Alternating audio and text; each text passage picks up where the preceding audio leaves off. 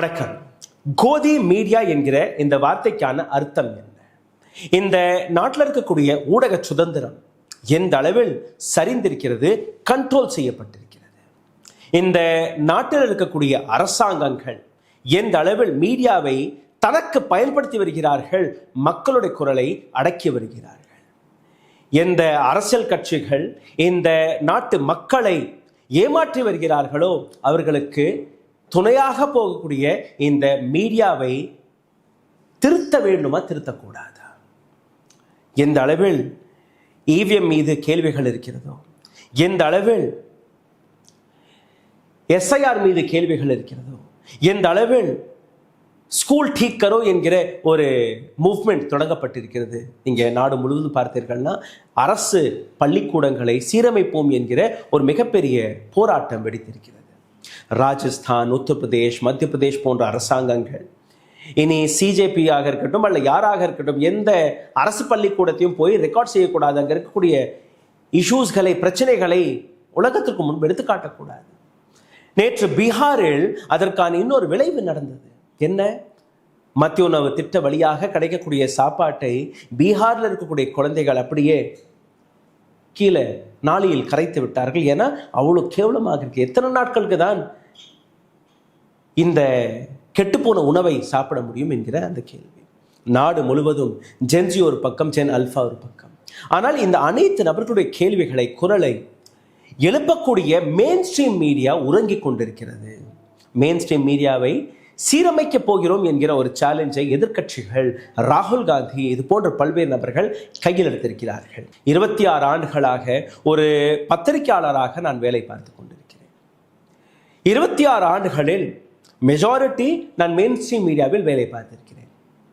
இதே கோதி மீடியா என்று அழைக்கப்படக்கூடிய இந்த மீடியா, நாங்கள் வேலை பார்க்கும்போது போலீஸ் மீது இருக்கக்கூடிய நம்பிக்கை சரிந்து வரும்போது நீங்கள் போலீஸுக்கு ஃபோன் பண்ண வேண்டாம், மீடியாவுக்கு ஃபோன் பண்ணுங்க, மீடியா வந்துச்சுன்னா இங்கே நியாயம் கிடைச்சிடும், அந்த நம்பிக்கை வைத்திருந்தார்கள் மக்கள். கொஞ்சம் கொஞ்சமாக கார்ப்பரேட் அடிமைகளாக மாறி இன்னைக்கு மீடியா வென்றாலே எங்களுக்கு நம்பிக்கை கிடையாது என்கிற நிலையில் எதற்காக தள்ளப்பட்டிருக்கிறோம் என்கிற அந்த கேள்வியை இன்னைக்கு நாம் மிகவும் ஆழமாக பார்க்க வேண்டிய அவசியம் இருக்கிறது. அதற்கு முன்பு ஒரு சிறிய கோரிக்கை. இந்த சேனலை, இந்த வீடியோவை நீங்கள் எங்கிருந்து பார்க்கிறீர்களோ அந்த இடத்துடைய பேரை கீழே எழுதிவிடுங்கள். இதனால் யூடியூபுடைய அல்காரிதம் உடைக்கப்படுகிறது, எங்களோட வீடியோவும் கொஞ்சம் பல நபர்களுக்கு போய் சேர்கிறது, அவ்வளவுதான். இதை தாண்டி பொருளாதார ரீதியாக எங்களை மிக பெரிய அளவில் முடக்கி வருகிறார்கள். அதிலிருந்து மீட்டெடுப்பதற்காக அருகில் இருக்கக்கூடிய QR கோடை பயன்படுத்தி உங்களால் முடிந்த உதவியை நீங்கள் தெரிவிக்கலாம். மறுபடியும் இந்த டாபிற்கே உங்களை நான் கூட்டி வருகிறேன். கோர் ப்ராப்ளம் என்ன? அடிப்படை பிரச்சனை என்ன? அனைத்து மீடியா ஹவுசஸ்களுமே இன்னைக்கு தனியார் மயமாகிவிட்டது. தனியார் மயம், அடானி, அம்பானி போன்ற நபர்கள், times group, India today group, இது போன்ற அமைப்புகள், அவர்கள் கையில் ஒட்டுமொத்த ஊடகமே போய் சிக்கி தவித்துக் கொண்டிருக்கிறது. அதாவது அதற்கு பின்னாடி இருக்கக்கூடிய விஷயத்தை நீங்க பார்த்தீர்கள். அரசாங்கம் கொடுக்கக்கூடிய அட்வர்டைஸ்மெண்ட், ஒரு உரிமையாளர், ஒரு ஊடக ஓனர், அவருக்கு நீங்க அட்வர்டைஸ்மெண்ட் வழியாக பணத்தை வாரி இறைக்கிறீர்கள். 1000 கோடி, 5000 கோடி, 6000 கோடி ரூபாய் என்று. அப்போ அந்த பணத்தை வாங்கி கொண்ட இந்த ஊடக ஓனர்கள், உரிமையாளர்கள், இவர்கள் உங்களை பற்றி பேசுவார்களா? இது வெறும் மோடியை பற்றி நான் பேசவில்லை. காங்கிரஸ் அரசாங்கம் இருக்கக்கூடிய இடங்களில் காங்கிரஸுக்கான அட்வர்டைஸ்மெண்ட், பிஜேபி இருக்கக்கூடிய இடங்களில் பிஜேபிக்கான அட்வர்டைஸ்மெண்ட். ஆனால் இந்த ஒட்டுமொத்த விஷயத்திற்கான நீங்க கோர் இஷ்யூவை நீங்க போய் பார்த்தீர்கள்னா, பிஸ்னஸ், கவர்மெண்ட் அப்ரூவ்ட் advertisement, இதன்படி contract, regulatory which favors one political party, இது எல்லாமே எதற்காக? கவர்மெண்ட்டுடைய advertisement is a major revenue source for all these media houses. அங்கிருந்து அட்வர்டைஸ்மெண்ட் வந்துச்சுன்னா எங்களுக்கு பணம் வரும், பணம் வந்துச்சுன்னா நாங்கள் இன்னும் ப்ரொபகண்டாவை பரப்பலாம், இன்னும் பெரிய லெவலில் ஆஃபீஸை போடலாம். இந்த இடத்துல white spread self censorship, large TV channels and newspapers are doing this. நாங்கள் சரியாக பேசுகிறோமா தவறாக பேசுகிறோம், நாங்களே சென்சர்ஷிப்பை போட்டுக்கிறோம், நீங்களே யாரும். So there is nobody which will regulate all of this nonsense. Body இருக்கு, நியூஸ் பேப்பருக்கு நல்லா வேலை பார்க்குது. இந்த மாதிரி டெலிவிஷனில் வரக்கூடிய செய்தி ஊடகங்களுக்கு அது கிடையாது.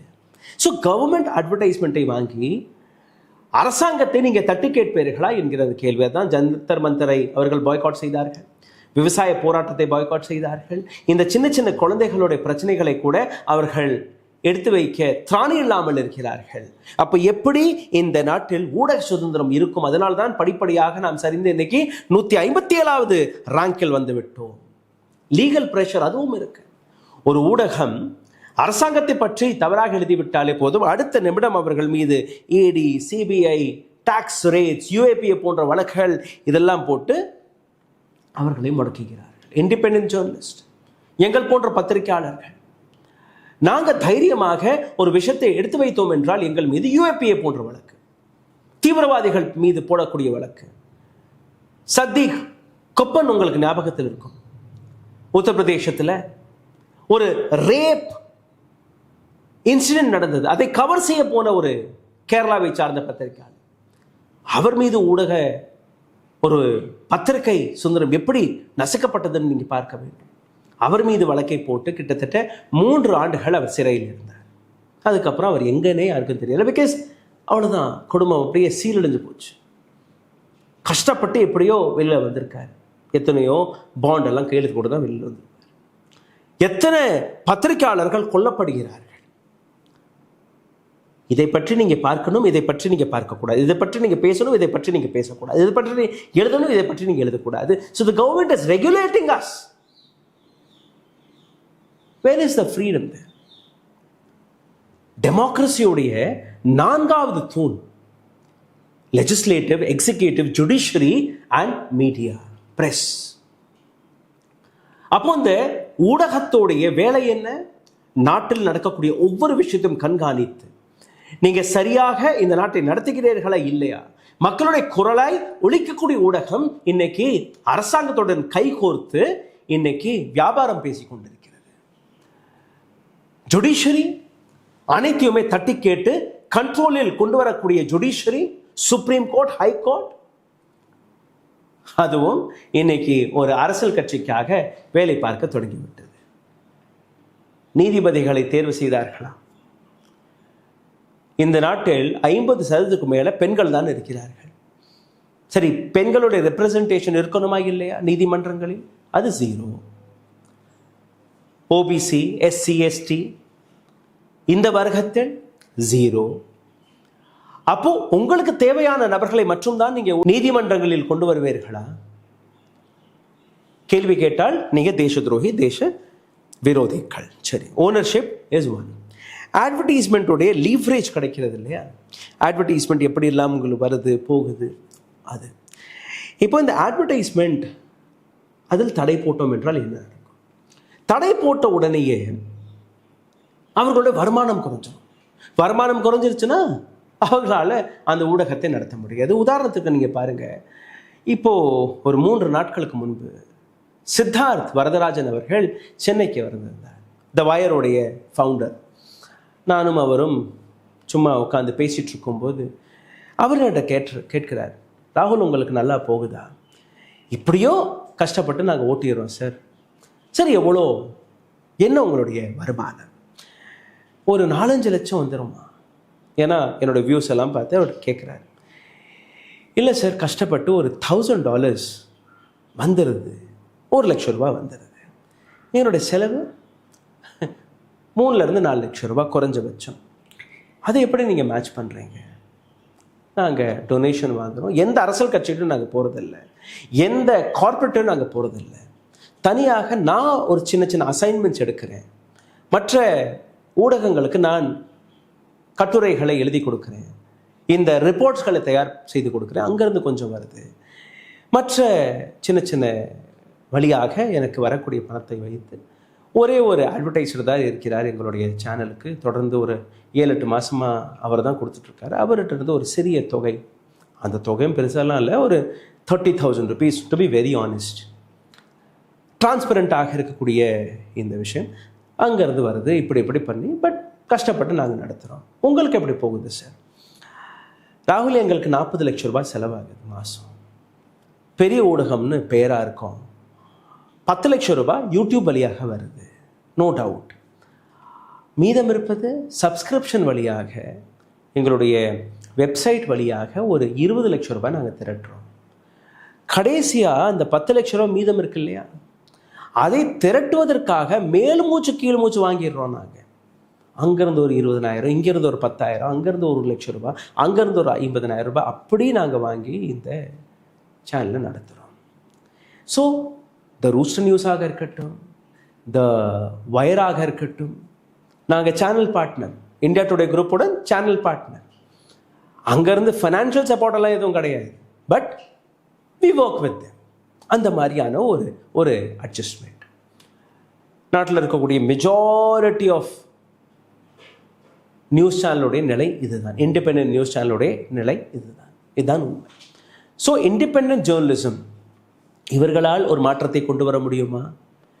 ஏன்னா அவர்கள்ட்ட பணம் இருந்தால் மட்டும்தான் அவர்களால் ஒரு குவாலிட்டியான கான்டென்ட்டை ப்ரொடியூஸ் செய்ய முடியும். உங்களில் பல பேர் கீழே கமெண்ட்டில் எழுதுனீங்க, அதை பற்றி பேசுனீங்களா, அதை பற்றி பேசுனீங்களா. எங்களோட இருக்கிறது ஒரு சின்ன டீம். அந்த சிறிய டீமை வைத்து எங்களுடைய சக்திக்கு மேலே போய் நாங்கள் வேலை பார்த்துட்ருக்கோம். ஒரு நாளைக்கு 5, 6, 7 வீடியோஸ்களை ப்ரொடியூஸ் செய்து உங்களிடம் கொண்டு வருவது ஒரு மிகப்பெரிய சாதனை. அதிலும் குறை சொல்லக்கூடிய நபர்கள் ஏராளமான நபர்கள் இருக்கிறார்கள். But it is okay. This is my personal thing and I will continue to do it. ஊடகத்தை முடக்கக்கூடிய வேலையை இவர்கள் செய்திருக்கிறார்கள். So there is no transparency. What all we need to do? சரி, ஊடகம் இவ்வளோ மோசமாக இருக்குது, இதை சரி செய்வதற்காக என்னெல்லாம் இருக்குது? Full transparency of media ownership. ஊடகம் யாருடையது, யாருக்கு இந்த பெனிஃபிட் போகிறது, இதற்கான லாபம் யாருக்கு போகிறது என்கிற அந்த விஷயம் தெளிவாக இருக்கணும். First. Second, stop all the government advertisements. அரசாங்கத்துடைய இந்த கட்சி அட்வர்டைஸ்மெண்ட்டாக இருக்கட்டும், அரசாங்கத்தோட அட்வர்டைஸ்மெண்ட்டாக இருக்கட்டும், இது strictly it should be prohibited in any news portal. அது இண்டிபெண்டன்ட் மீடியாவாக இருக்கட்டும், மெயின் ஸ்ட்ரீம் மீடியாவாக இருக்கட்டும், அல்ல நியூஸ் பேப்பராக இருக்கட்டும், எதுவாக இருந்தாலும் digital print, what ever it is, it should be pant completely. Limit on cross media and corporate concentration, especially for industrial group, depend on the government. ஒரு industrial group அரசாங்கத்தை நாடியே இருக்கக்கூடிய அந்த corporate நிறுவனங்களுக்கு இந்த ஊடக பிஸ்னஸில் இடம் கொடுக்கக்கூடாது. உதாரணத்திற்கு அடானி, அம்பானி எல்லாத்துக்குமே அவர்கள் அரசாங்கத்தை நாடி இருக்கிறார்கள். அவர்கள் அரசாங்கத்தை தட்டி கேட்க மாட்டார்கள். So they should know business with these corporates. Legal protection for journalist. எங்கள் போன்ற பத்திரிகையாளர்களுக்கு ப்ரொடெக்ஷன் தேவை. எங்கள் கொலை மிரட்டல் கிடைக்கிறது, யுஏபிஏ போன்ற வழக்குகளை நீங்கள் போடுகிறீர்கள், டாக்ஸ் டூல்ஸ் அதை வைத்து எங்களை மிரட்டி வருகிறீர்கள். So we need a protection. Support all independent revenue model. எங்கள் போன்ற சின்ன சின்ன ஊடகங்களுக்கு நான் ப்ராஃபிட் ஜேர்னலிசம். இப்போ நான்லாம் பார்க்குறது நான் ப்ராஃபிட். இன்னும் சொல்ல போனால் கடன் வாங்கி இந்த ஊடகத்தை நடத்தி வரக்கூடிய நிலையில் நாங்கள் இருக்கிறோம். ஸோ எங்கள் போன்ற ஊடகங்களுக்கு ஒரு சிறிய சப்போர்ட் சிஸ்டம் நிச்சயமாக அரசாங்கம் கொடுக்கணும். Right. Stronger independent media regulators. Independent media மீதும் ஒரு கண்ட்ரோல், ஒரு ரெகுலேட்டர், ஒரு எக்ஸிக்யூட்டிவ் பாடி இருக்கணும். நீங்கள் போய் வதந்தியெல்லாம் போட்டுட்டு தப்பக்கூடாது. அக்கௌண்டபிலிட்டி செட் செய்யணும். இப்போ நான் ஒரு தவறான செய்தியை போட்டேன்னா எனக்கு பதில் கொடுப்பதற்கான ஒரு ஆப்ஷன். ஓகே, எதற்காக இந்த தவறை நீங்கள் செய்தீர்கள், எப்படி இந்த செய்தி வெளிவந்தது, அப்படின்னா தவறான செய்தி காட்டிடுது. ஸோ அதே அக்கௌண்டபிலிட்டி தான் மெயின் ஸ்ட்ரீம் மீடியாவிற்கும் இருக்கணும். இதெல்லாம் செஞ்சால் மட்டும்தான் இதை நாம் சரிபார்க்க முடியும். Digital space for both good and independent voices and also for extreme propaganda. எல்லாத்துக்குமே இந்த டிஜிட்டல் ஸ்பேஸ் வளர்ந்து வருகிறது. போய் வதந்திகள் பரப்பதற்கும் இதுதான், உண்மை செய்தியை கொண்டு போய் சேர்ப்பதற்கும் இதுதான். அப்போ எங்கே நாம் மாற்றப் போகிறோம்? இந்த டேட்டாவை நீங்கள் பாருங்கள். 2021 கோவிட் காலகட்டத்தில் ஒரு 410 கோடி ரூபாய் வரை செலவு செய்து வந்தார்கள் இந்த ஊடகத்திற்கு. சிபிசி மற்றும் டிஏவிபி சென்ட்ரல் கவர்மெண்ட்டுடைய இந்த அட்வர்டைஸ்மெண்ட்டை மட்டும் நான் உங்களுக்கு எடுத்து காட்டுகிறேன். அதுவும் டிஜிட்டல் ஸ்பேஸில் 2021 ஒரு 317, 2023 2024 400 650 அந்த மாதிரி. பட் ஃப்ரம் 2014 to 2025 வரை நீங்கள் கரெக்ட் செய்து பார்த்தீர்கள்னா 5987 கோடி ரூபாய் ஒவ்வொரு நாளைக்கும் நரேந்திர மோடி தன்னுடைய பிரச்சாரத்திற்காக செலவு செய்தது 1.5 கோடி ரூபாய். உத்தரப்பிரதேச அரசாங்கம் 6812 கோடி ரூபாய், ஒரு நாளைக்கு 2,32,00,000 ரூபாயை அவர் செலவு செய்திருக்கிறார். மத்திய பிரதேசத்தில் 1414 கோடி ரூபாய் ஒவ்வொரு நாளைக்கும். This is between only 2 years. வெறும் 2 வருஷத்தில் 1414 கோடி ரூபாய். So they are also close to 2 crore per day அவங்களுடைய எக்ஸ்பென்ஸ். உத்தராகண்ட் கடந்த 5 வருடத்தில் 1000 கோடி ரூபாய். அப்போ ஒவ்வொரு நாளைக்கும் 55 லட்சம் ரூபாய். உத்தராகண்ட் ஒரு சின்ன மாநிலம். அசம் அதே மாதிரி, ஒடிசா அதே மாதிரி. ஸோ இந்த விஷயங்களை நீங்கள் பார்க்கும்போது இன்னொரு ஆங்கிளில் நீங்கள் பார்க்க வேண்டும். சுதீர் சௌத்ரி, அர்ணப் கோஸ்வாமி போன்ற நபர்கள் போய் வதந்தி, ப்ரொபகேண்டா அனைத்துமே செய்யக்கூடிய நபர்கள். அரசாங்கம் அவர்களுக்கு மாற்றாக என்ன செய்கிறது? அவர்கள் மீது வழக்கு கிடையாது, அவர்கள் மீது அக்கௌண்டபிலிட்டி கிடையாது.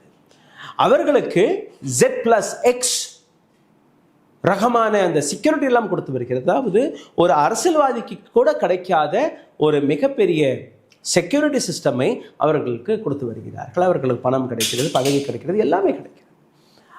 ஆனால் இந்த இடத்தில் மைக் எடுத்துட்டு போகக்கூடிய அந்த பத்திரிகையாளர்கள், ஜந்தர் மந்தரில் போய் போராட்டத்தை கவர் செய்யக்கூடிய பத்திரிகையாளர்கள், மாதம் 15,000-20,000 சம்பளத்திற்கு வேலை பார்க்கக்கூடிய பத்திரிகையாளர்கள், அவர்கள் மக்களுடைய எதிர்ப்பை சந்திக்கிறார்கள். அவர்கள் மீது தாக்குதல் நடக்கிறது. அப்போ யார் செய்ய குற்றத்திற்காக, யார் பேசக்கூடிய பொய்யிற்காக யார் பதில் கொடுக்க வேண்டும்? Anchors, they are making money. The owners of those media houses, they are making money. Politicians, through these media houses, they are making money. Then who is losing? Only you. Nobody else is losing. சிந்தித்து பாருங்கள். Media ஒரு நாட்டுடைய முதுகெலும்பு, டெமோக்ரஸியுடைய முதுகெலும்பு, கான்ஸ்டியூஷனுடைய ஒரு powerful tool.